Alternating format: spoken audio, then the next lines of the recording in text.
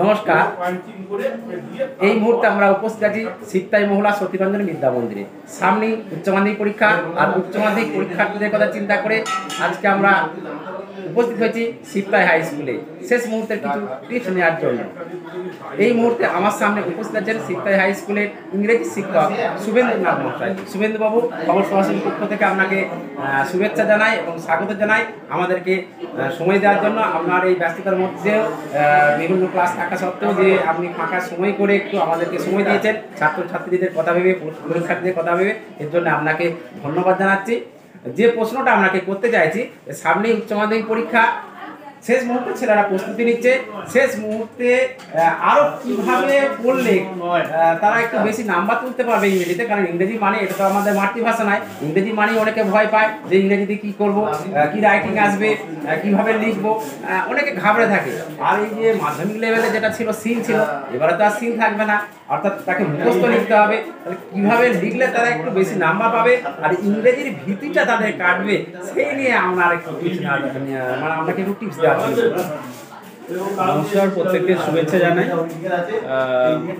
খুব ভালো প্রশ্ন একটা। প্রথমত যেটা করতে হবে সেটা হচ্ছে টেক্সটটাকে ভালো করে পড়তে হবে। টেক্সট ওরিয়েন্টেড কোশ্চেনই বেশি আসবে, আর এমসিকিউ কোশ্চেন 12টা আসবে। আগে এমসিকিউ এসিকিউর জন্য আলাদা সিট দেওয়া হতো, এখন আর আলাদা কোনো সিটে লিখতে হচ্ছে না। এমসিকিউ, প্রোজ, পোয়েট্রি, গ্রামার এমসিকিউগুলো একবারে পরপর সাজানো থাকবে, 4টে করে 12টা। আর এসিকিউ সেরকম 8টা 16টা থাকবে, যেখান থেকে 4টে লিখতে হবে, 4টে 8টা লিখতে হবে, মোট 20 নাম্বার। যদি ছেলেমেয়েরা টেক্সট পড়ে, ছাত্রছাত্রীরা যদি ভালো করে টেক্সট পড়ে, তাহলে টেক্সট থেকেই সমস্ত উত্তর তারা করতে পারবে, আলাদা করে কোনো বিশ্লেষণ করার দরকার নেই। এবং আমি ছাত্রছাত্রীদের অনুরোধ করবো যে তারা এমসিকিউর ক্ষেত্রে করতে পারবে না, অন্তত এসিকিউতে যেন তারা এক্সট্রা কোশ্চেন লিখে আসে। অনেক সময় কি হয়, এসিকিউ কোশ্চেনের কনস্ট্রাকশনে ভুল হয়ে যায়, এর ফলে তারা যদি 4টে জায়গায় 6টা করে আসে, তাহলে উচ্চ মাধ্যমিক সংসদ থেকে বা কাউন্সিল থেকে এরকম ইনস্ট্রাকশন থাকে যে পরের প্রশ্নগুলো যদি ঠিকঠাক লেখে তাহলে নাম্বারটা যেন অ্যাওয়ার্ড করা হয়। অতএব এক্সট্রা কোশ্চেন যদি লিখে আসে এসিকিউ, তাতে কোনো অসুবিধা নেই। বড় কোশ্চেন রোজ থেকে 2টো আসবে, 6×12, কিন্তু এই 6 নম্বর পুরোপুরি আসবে না, সেটাও পার্ট কোশ্চেন থাকবে। হয়তো পার্ট কোশ্চেন 2+2+2 থাকতে পারে, বা 1+1+2+2 থাকতে পারে। তাই প্রশ্ন মুখস্থ করে খুব একটা কিছু করা যাবে না এখানে। তার কারণ হচ্ছে যে সিলেবাসটা অনেক পুরনো হয়ে গেছে, এবছরের শেষ সিলেবাসের পরীক্ষা হচ্ছে, এর ফলে স্টক যে কোশ্চেনগুলো সব বেরিয়ে গেছে সমস্ত জায়গায়। এবার যে কোশ্চেনগুলো আসবে সেগুলো হয়তো অপেক্ষাকৃত কম ইম্পর্টেন্ট লাইন থেকে কোশ্চেন আসবে, যেগুলো হয়তো আগে পরে তার উদ্ধৃতি দেওয়া থাকবে, সেখান থেকে তুলে লিখতে হবে। কে বলেছিল, কখন বলেছিল, কেন বলেছিল, কী প্রেক্ষিতে কথাটা বলেছিল, এই ধরনের কোশ্চেন আসবে। তা বলে যে একবারে যে স্টক কোশ্চেন আসবে না তা নয়, কিছু স্টক কোশ্চেন যেগুলো আসা উচিত বা পড়ে যাওয়া উচিত সেটা ছাত্রছাত্রীদের পড়ে যেতে হবে।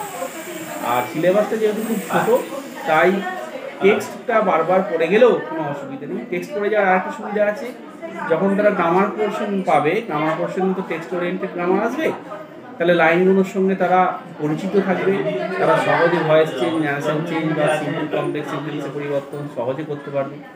এছাড়া সবথেকে বড় কথা হচ্ছে যে 6টা আর্টিকেল কি যদি টেক্সটটা পড়ে যায় তাহলে 3 নম্বর।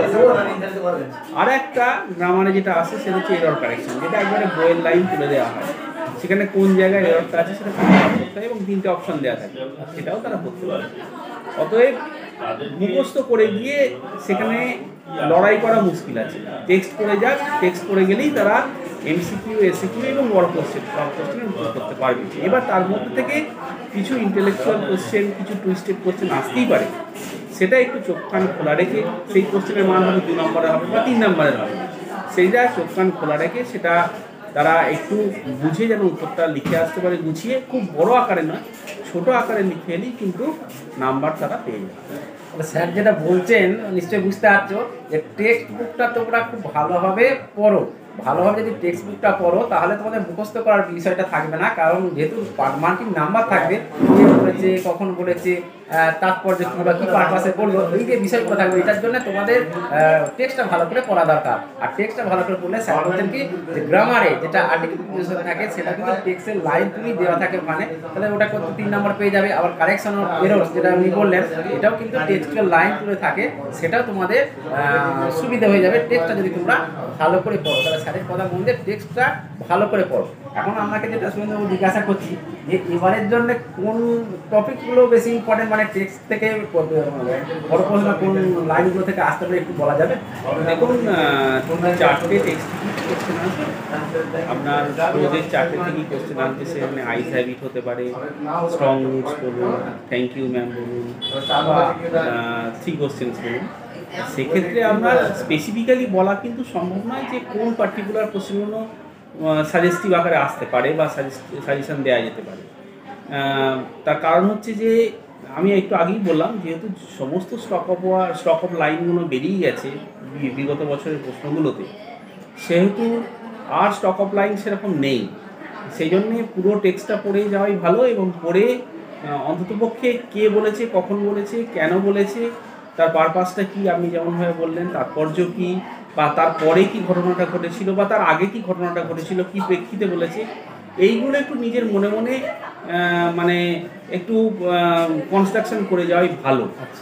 আর যে সমস্ত স্যারেরা স্কুলে পড়িয়েছেন বা অনেক আমাদের ছেলেমেয়েরা যারা প্রাইভেট টিউশনের কাছে যায়, তারাও তো কিছু কোশ্চেন নিয়েছেন, সেই সমস্ত কোশ্চেনগুলো তারা একটু দেখে যাবে, একটু প্র্যাকটিস করে যাবে, তাহলে সেটা করলেই হবে। আর আনসিনের ক্ষেত্রে বলি, আনসিনটা তো খুব সোজা আছে, ট্রু ফলস আছে 4টে, আর 2 নম্বরের কোশ্চেন আছে 3টে। সেক্ষেত্রে 2 নম্বরের কোশ্চেনগুলোতে দেখা যায় যে ছেলেমেয়েরা বিশাল আকারে লিখে দেয়, মানে ও একেবারে আনসিনটাকেই প্রায় তুলে দিতে পারলে তাদের ভালো হয়। তাই তাদের কাছে অনুরোধ আমার যে আনসিনটা ভালো করে পড়ুক, পড়ে স্পেসিফিক্যালি যেটুকু আছে, উত্তরটা যেটুকু চেয়েছে সেগুলো লাইনটা একটা লাইন তো লিখে নেই। আর ট্রু ফলস এখানে কোনো সাপোর্টিং স্টেটমেন্ট লাগে না, অনেক ছেলে মেয়ে ভুলবশত দিয়ে আছে, যেহেতু মাধ্যমিক পড়ে তাদের একটা অভ্যাস থেকে গেছে, এটা একটা ব্যাপার। আর রাইটিংয়ের ক্ষেত্রে বলি, 3টে রাইটিং এখানে আসে। একটা হচ্ছে রিপোর্ট আসে, বেশিরভাগটা ইভেন্ট রিপোর্ট আসে, আর একটা হচ্ছে যে লেটার আসে, লেটারটা অফিসিয়াল লেটার আসতে পারে বা বিজনেস লেটারও আসতে পারে। অফিসিয়াল লেটারটাই বেশি আসে, আর প্রেসি আসে। তা ছেলে মেয়েদের কাছে যারা একটু অপেক্ষাকৃত ভালো স্কোর করতে পারবে, তাদের কাছে আমি অনুরোধ করব, যদি তারা দুটো রাইটিং করে আসতে পারে তাহলে সেটা সব থেকে বেশি ভালো হয়। বিশেষ করে হয়তো তারা রিপোর্ট করলো, তার সঙ্গে হয়তো কেউ প্রেসিটা করতে পারবে, তার কাছে রেলিভেন্ট মনে হচ্ছে প্রেসিটা, বারবার করে পড়েছে, সেটার মানে উদ্ধার করতে পারছে, বা তাতে একটা টাইটেল দিতে হবে, টাইটেলের জন্য 2 নম্বর থাকে, সেই টাইটেলটা সে দিতে পারবে, বা সে ছোটো আকারে সেটাকে সাজাতে পারবে, 1/3 করতে পারবে। সেক্ষেত্রে প্রেসিটা লিখে এলেও হবে, এবং তাতে তার সুবিধাই বরঞ্চ হবে। তার কারণ হচ্ছে যদি কোনো সময় রিপোর্টের নাম্বারটা তার কম এসে যায়, হয়তো ইভেন্ট রিপোর্ট এমন একটা করলো সে হয়তো সাজাতে পারলো না ঠিক করে, তখন প্রেসিতে নাম্বারটা যদি সে বেশি একটু পেয়ে যায়, তাহলে তখন সেই নাম্বারটা কাউন্ট করা হবে, সেটা একটু সুবিধা হবে। তাহলে তোমরা বুঝতে পারলে স্যার যে পরামর্শ দিলেন, এসএকিউ এর ক্ষেত্রেও স্যার বলছেন যে এক্সট্রা করার জন্য স্যার বলছেন 4টে করলে অন্তত 6টা করবে, তাহলে দেখবে তোমাদের সুবিধা হবে। কোনো একটা ভুল হলে ওই এক্সট্রা যদি ঠিক হয়ে যায় সেখানে তোমরা ফুল মার্কস পেয়ে যাবে। আবার রাইটিং এর ক্ষেত্রেও স্যার বললেন তোমাদের একটা রাইটিং করতে হবে 10 নম্বরে, তাই তো? 10, হ্যাঁ 10 নম্বরে একটা রাইটিং। কিন্তু তোমরা ধরো রিপোর্টটা করলে, কোনো ইভেন্টের নিয়ে দিয়েছে রিপোর্ট করতে, রিপোর্টটা করলে আর সেই সঙ্গে সঙ্গে তোমরা একটা এক্সট্রা হিসাবে ওই প্রেসি করে দিলে, দেখা গেল যে প্রেসিতে তোমরা 8 পেয়ে গেছো, ইভেন্টে মানে রিপোর্টে তোমরা পেয়েছো 6, তাহলে তোমরা 8টাকে ক্যালকুলেশনে নিয়ে আসবেন পরীক্ষা। তাহলে এখানে যেহেতু স্যারেরা দীর্ঘদিন ধরে খেলা দেখছেন, সেখানে থেকে বলতে যে সংসদের যে নির্দেশ এক্সট্রা যেটা করবে, যেটাই নাম্বার বেশি সেটাকে ক্যালকুলেশনে নিয়ে আসা হবে, মানে লস তোমাদের কিছু নেই। সেই জন্য তোমরা এক্সট্রা সবসময় করবে, করলে মানে সময় থাকলে এক্সট্রা করলে তোমাদেরই ভালো, তোমাদেরই সুবিধা হবে। আর স্যার যেভাবে বললেন, আবার বলছি, মোলাট টু মোলাট করো, অর্থাৎ টেক্সটগুলোকে A to Z পড়ো, তাহলে সেখান থেকে তোমরা যেমন তোমাদের প্রশ্নগুলো সব করতে পারবে, যেহেতু পয়েন্ট মার্কিং প্রশ্ন হবে। আর গ্রামারে তোমাদের এখান থেকে আর্টিকেল প্রিপারেশন এবং কারেকশন আর এরর এখানেও তোমাদের সুবিধা হয়ে যাবে। এইভাবে যদি তোমরা এই যে কটা দিন আছে, এই হাতে যে কটা দিন আছে সেইভাবে পড়ো, তাহলে তোমাদের যথেষ্ট ভালো নম্বর উঠবে বলে স্যার যেটা পরামর্শ দিলেন সেটা আমরাও মনে করছি। আমরা তোমাদের শুভেচ্ছা জানাচ্ছি, তোমরা ভালোভাবে সেইভাবে পড়ো। সুরেন্দ্রবাবু, আপনাকে অসংখ্য ধন্যবাদ আমাদেরকে সময় দেওয়ার জন্য। নমস্কার, আমাদের প্রত্যেককে শুভেচ্ছা জানাই। আগামী দিন যেন সকলের ভালো হয় এই কামনা করি।